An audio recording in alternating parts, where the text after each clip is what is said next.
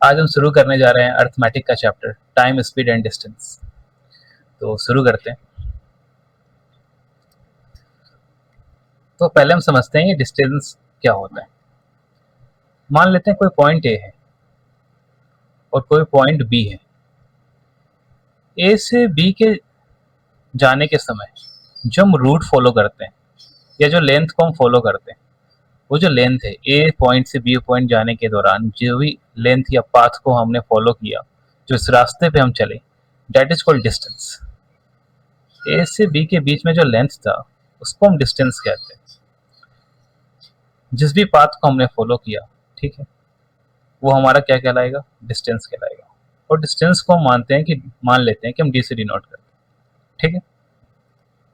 और point A से B जाने के दौरान जो हमें टाइम लगा, दैट इज कॉल्ड, अगर मान लेते हैं कि हम 3 सेकेंड जब टाइम था हमने स्टार्ट किया और जब बी पे पहुंचे तो इट वाज 8 सेकेंड।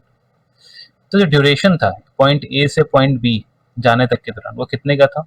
5 सेकेंड का था। तो हम कह सकते हैं पॉइंट ए से बी जाने के दौरान जो हमें टाइम लगा वो 5 सेकेंड है, ठीक है। उस 5 सेकेंड को हम टी से डिनोट कर सकते हैं, ठीक है। तो पॉइंट ए से बी जाने के बीच में जो समय था दैट इज टी, और पॉइंट ए से बी का जो पाथ है जिसको हम फॉलो किए, जिसको हम डिस्टेंस कहते हैं, जिसको हम डिनोट कर सकते हैं टी से, ठीक है। अब हम देखते हैं कि स्पीड क्या होता है। स्पीड होता है जो distance covered in unit time. Unit time, जो किसी यूनिट टाइम में हम डिस्टेंस कवर करते हैं, that is called speed. Unit time का मतलब होता है कि हम 1 घंटे में या फिर 1 मिनट में या फिर 1 सेकेंड में हम कितना डिस्टेंस कवर करते हैं, दैट इज कॉल्ड स्पीड, ठीक है। किसी भी यूनिट टाइम में हम जितना डिस्टेंस कवर करते हैं दैट इज स्पीड। हम चलते हैं, इसको अच्छे से देखते हैं। जैसे अभी हमने देखा कि हमने टी टाइम में डी डिस्टेंस कवर किया, तो क्या हम कह सकते हैं कि यूनिट टाइम में D by T distance cover करेंगे, और जितना डिस्टेंस हम कवर करते हैं यूनिट टाइम में वही हमारा स्पीड कहलाता है। तो हम यहाँ से कह सकते हैं कि speed is equal to distance by time, D upon T, ठीक है। अब इसको थोड़ा, इस क्वेश्चन को देखते हैं। A man covers 550 meter in 11 second, ठीक है। अगर 11 सेकेंड में हम 550 मीटर कवर कर रहे हैं, तो हम कह सकते हैं कि 1 सेकेंड में जो डिस्टेंस हमारा होगा, 1 सेकेंड में जो हम डिस्टेंस कवर करेंगे वही हमारा स्पीड होगा। तो हम 1 सेकेंड में 550 upon 11, that comes out to be 50 kilometer या मीटर जो भी है। तो हम, इसका मतलब है कि हम 1 सेकेंड में 50 मीटर कवर कर रहे हैं, तो हमारा स्पीड क्या हो गया? 50 मीटर पर सेकेंड। मतलब हमने 1 सेकेंड में 50 मीटर कवर किया, वही हमारा स्पीड होता है, ठीक है। तो हम यहाँ से समझ गए कि स्पीड का मतलब होता है कि हम यूनिट टाइम में कितने डिस्टेंस कवर करते हैं, वही हमारा स्पीड है। हम 1 सेकेंड में या 1 घंटे में या 1 मिनट में जो डिस्टेंस कवर करेंगे वही हमारा स्पीड है। अगर यहाँ ये पूछा जाता कि 5 सेकेंड में कितना कर रहे हैं, चूंकि हम 1 सेकेंड में 50 कर रहे हैं, तो 5 सेकेंड में 50 into 5 that is equal to 250, ठीक है। 250 मीटर हमें निकालना है किलोमीटर पर आवर में। तो हम याद रखें हमेशा कि जब स्पीड मीटर पर सेकेंड को कन्वर्ट करना होता है किलोमीटर पर आवर में, तो हम क्या करते हैं, 18/5 से मल्टीप्लाई कर देते हैं, that comes out to be 180 kilometer per hour, ठीक है। या फिर जब हमें किलोमीटर पर आवर से मीटर पर सेकेंड में चेंज करना हो, तो हम क्या करेंगे, 5/18 से मल्टीप्लाई करेंगे, ठीक। अब चलते हैं अगले कॉन्सेप्ट की ओर। हमने बेसिक्स देख लिया कि टाइम क्या होता है, डिस्टेंस क्या होता है, स्पीड क्या होता है। तो क्या हम लिख सकते हैं यहाँ से कि अगर हमारे पास speed is equal to distance by time है, तो हम कह सकते हैं distance is equal to speed into time होगा। स्पीड इनटू टाइम होगा, ठीक है। अगर हम एक कंडीशन ले, ऐसा कंडीशन जिसमें हम कह सकते हैं कि टाइम इज फिक्स्ड। बहुत सारा कंडीशन हो सकता है जब हमारा टाइम फिक्स हो या स्पीड फिक्स हो या डिस्टेंस फिक्स हो। तो उस वक्त हम देखेंगे कि टाइम स्पीड और डिस्टेंस में क्या रिलेशनशिप होता है। जब हम देख रहे हैं पहला कंडीशन, जब टाइम हमारा फिक्स हो तो डिस्टेंस और स्पीड में क्या रिलेशन होगा। चूंकि टाइम फिक्स है, तो अब जो डिस्टेंस हम कवर करेंगे वो सिर्फ स्पीड पे डिपेंड करेगा, तो उस वक्त डिस्टेंस और स्पीड में क्या रिलेशनशिप होगा, हमें ये कवर करना है, हमें ये देखना है।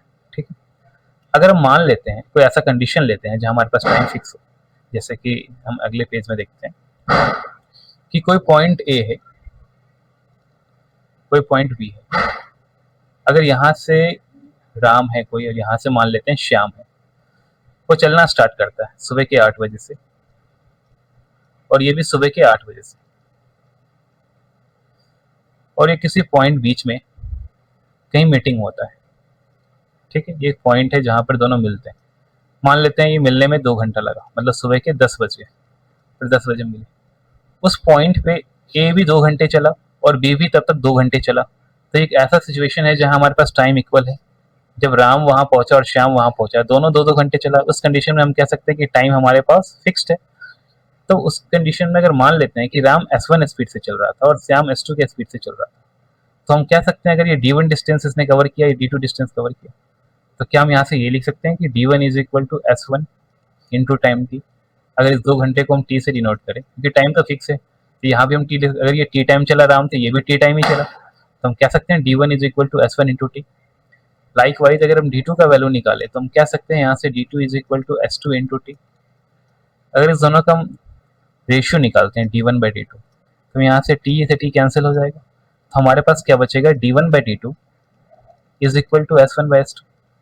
तो हम यहाँ से देख सकते हैं कि जब टाइम फिक्स्ड हो, टाइम कांस्टेंट हो, तो हमारे पास क्या रिलेशनशिप आया कि जो डिस्टेंस का रेशियो है वो स्पीड के रेशियो पे डिपेंड करता है। इसका मतलब है जो स्पीड का रेशियो होगा वही हमारे डिस्टेंस का भी रेशियो होगा। ठीक है, अगर हम यहाँ ये चीज देखें कि S1 की वैल्यू ग्रेटर हो S2 से, इस कंडीशन में D1 की वैल्यू भी D2 से ज्यादा बड़ी होगी,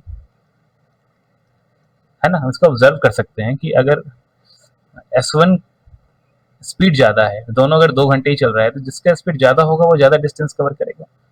ठीक है, अगर हमारे पास S2 ज्यादा होता इन कंपेरिजन टू S1, तो हम कह सकते हैं कि जो D2 डिस्टेंस है वो बड़ा होता है D1 से, है ना। तो यहाँ तक बात क्लियर है।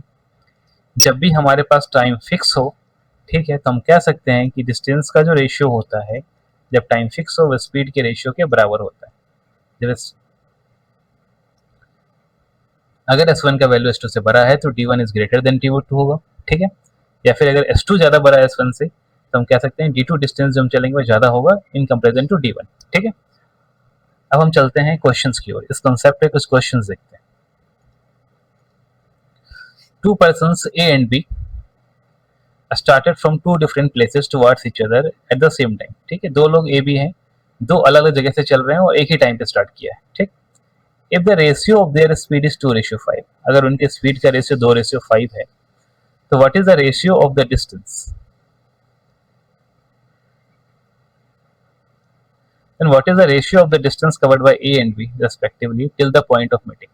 क्वेश्चन है कि पॉइंट ए से कोई शुरू किया है, कोई पॉइंट बी से शुरू किया और सेम टाइम पे शुरू किया, तो जब भी वो मिल रहे होंगे तो इसका मतलब है कि दोनों के द्वारा जो चला गया है वो सेम टाइम कवर किया गया है। इसका मतलब है कि सेम टाइम तक दोनों चले हैं, तो टाइम हमारे पास फिक्स है, और जैसे ही टाइम फिक्स होगा हम कह सकते हैं जो स्पीड का रेशियो है वही हमारे डिस्टेंस का भी रेशियो होगा। तो क्वेश्चन से डिस्टेंस का रेशियो पूछ रहे हैं, चूंकि स्पीड का रेशियो हमारे पास 2:5 है, तो हम कह सकते हैं कि जो डिस्टेंस होगा DO/DB that is also equal to 2:5। इसमें कोई डाउट नहीं होना चाहिए, सिंपल है ये। ठीक है, and also find the distance covered by A when B covers 600 metre distance till the point of meeting। अच्छा, हमसे ये पूछ रहा है कि अगर B ने 600 मीटर डिस्टेंस ट्रेवल किया है तो A कितना डिस्टेंस ट्रेवल करेगा। क्योंकि इस 5 यूनिट की वैल्यू क्वेश्चन में दे रखी है 600, मतलब है कि 5 × 120। ठीक है, हम कह सकते हैं कि 5 यूनिट की वैल्यू 600 है, तो यहाँ से 1 यूनिट की value 600/5 that comes out to be 120। तो हमें 2 यूनिट की वैल्यू निकालनी है, क्योंकि डीए ने कितना डिस्टेंस कवर करना है, 2 यूनिट। अगर 1 यूनिट 120 तो 2 यूनिट कितनी हो जाएगी, 240। तो हम कह सकते हैं कि ए ने 240 मीटर कवर किया है। ठीक है, जब भी हमारे पास टाइम फिक्स होगा तो जो रेशियो स्पीड का होगा वही रेशियो डिस्टेंस का हो जाएगा, और चूंकि हमारे पास एक डिस्टेंस दिया था तो उससे हमने दूसरा डिस्टेंस निकाल लिया। ठीक है, अब हम चलते हैं नेक्स्ट क्वेश्चन की ओर। 2 trains travel for the same time, the faster train covers 20% faster than the slower one covers 24 kilometre more. Find the distance covered by the faster train. ठीक, दो ट्रेन है, एक फास्टर ट्रेन की speed 20% ज़्यादा है then the slower one, तो मैं कह सकता हूँ कि जो ट्रेन फास्टर है और ट्रेन स्लोअर है, 20% का मतलब क्या है, 1/5। इसका मतलब है कि अगर स्लोअर ट्रेन का स्पीड 5 है तो फास्टर ट्रेन का स्पीड कितनी होगी, 6 होगी। हमारे पास ये स्पीड का रेशियो है। तो question find the distance covered by the faster train. अच्छा एक बात बताओ, जब टाइम फिक्स है तो हम कह सकते हैं डिस्टेंस का रेशियो भी 6/5 होगा। हाँ, और फास्टर ट्रेन 24 किलोमीटर ज़्यादा ट्रेवल करता है उतने ही टाइम में। तो यहाँ से हम देख सकते हैं कि एक यूनिट की वैल्यू कितनी होगी, क्योंकि डिस्टेंस अगर 6 यूनिट 5 यूनिट है तो डिफरेंस कितना है, 1 यूनिट का। और ये 1 यूनिट की वैल्यू क्वेश्चन में कितनी दे रखी है, 24 किलोमीटर। ठीक है, अगर तो हमें निकालना है distance covered by faster train. तो फास्टर ट्रेन कितने यूनिट डिस्टेंस कवर कर रही है, 6 यूनिट। तो 6 यूनिट की वैल्यू कितनी हो जाएगी, 24 इंटू 6, 144 किलोमीटर। ठीक है, हम चलते हैं नेक्स्ट क्वेश्चन पे।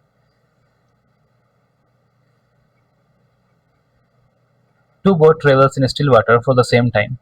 The speed of the second boat is 10 km greater than the first. If the second boat covers 60 km more and the first boat speed is 30 km more, find the time. हमारे पास दो boat है, एक की speed दे रखी है 30 kilometre per our और दूसरे की स्पीड 10 किलोमीटर प्रति घंटा ज़्यादा है। तो अगर एक की स्पीड 30 है तो दूसरे की स्पीड 40 होगी, है ना। और क्वेश्चन ये है कि जो सेकेंड बोट है वो 60 किलोमीटर अधिक चलती है सेम टाइम। अच्छा एक बात बताओ, अगर ये 30 किलोमीटर पर आवर है, ये 40 किलोमीटर पर आवर है, तो यहाँ से हम कह सकते हैं कि 1 घंटे में 30 किलोमीटर चल रही है और 1 घंटे में ये 40 किलोमीटर चल रही है। तो हम कह सकते हैं कि हर घंटे ये 10 किलोमीटर एक्स्ट्रा चल रही है। अगर हम देखें तो ये 1 घंटे में यहाँ से हमें पता चल रहा है कि 10 किलोमीटर एक्स्ट्रा चल रही है। तो बताओ ये 60 किलोमीटर एक्स्ट्रा चलने में कितना टाइम लगा होगा। तो हम कह सकते हैं कि 60 किलोमीटर चलने में, और इस 10 से हम डिवाइड कर देंगे क्योंकि हर घंटे हम 10 किलोमीटर एक्स्ट्रा चल रहे हैं, तो हम कह सकते हैं हमें 6 घंटा लगा होगा, है ना। अगर 1 घंटे में आप 10 किलोमीटर एक्स्ट्रा चल रहे हो तो अगले घंटे भी 10, फिर अगले घंटे भी 10, फिर अगले घंटे भी 10, ऐसे करते करते हम निकाल सकते हैं। हमें 60 किलोमीटर तक जाना है तो हम 10 से डिवाइड कर देंगे जो हर किलोमीटर हमारा डिस्टेंस है, हर घंटे जो हमारा डिस्टेंस है उससे। तो हमें पता चल गया कि हम 6 घंटे में 60 किलोमीटर एक्स्ट्रा डिस्टेंस कवर करेंगे। ठीक है, अगर हम उसको पहले की तरह निकालते तो हम इसे रेशियो में कन्वर्ट करते फिर निकालते, पर चूंकि हमें ऑलरेडी दे रखा है क्वेश्चन कि 30 किलोमीटर 40 किलोमीटर, अगर रेशियो दिया होता तो फिर हम वैसे ही कैलकुलेट करते हैं। चूंकि हमें वैल्यू दे रखा है तो हम सीधा यहाँ से देख सकते हैं कि हर घंटे 10 किलोमीटर एक्स्ट्रा कवर कर रहे हैं, हम 6 घंटे में 60 किलोमीटर एक्स्ट्रा कवर करेंगे। हमारा आंसर कितना हो जाएगा, 6 घंटे। ठीक है, आज के लिए इतना काफ़ी है और